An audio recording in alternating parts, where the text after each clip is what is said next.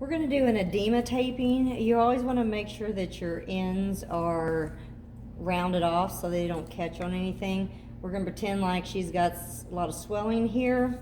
So when you cut your tape, you can cut it whatever length you want depending on the area.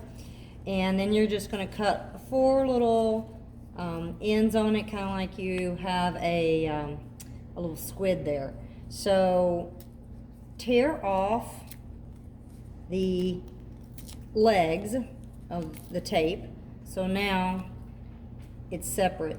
You're going to take the body of the squid off, and you're just going to lay that down going toward your heart and your kidneys. So this is a lower leg, so this will go up.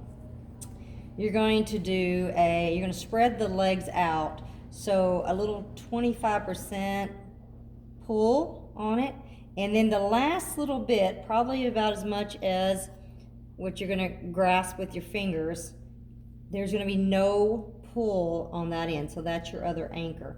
You're just going to lay that down. So we're going to pull it out, lay it down, pull it off. Go to the next one, pull it away, a little tiny pull, lay it down. Again, pull, lay it down.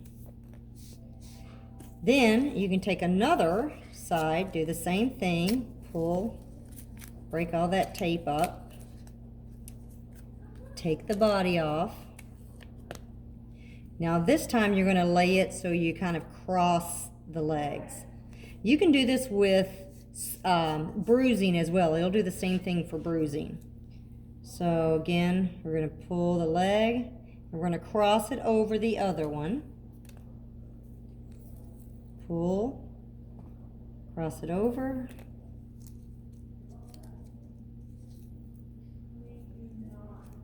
pull, and last one here, little pull, and lay it down. So now you have kind of this crisscross pattern. So what it's going to do with either swelling or edema, it's going to pull the fluid up through these legs, and then the part that doesn't have the tape will still maybe be a little puffy or have some bruising on it, and then next time you do it, you want to cover those.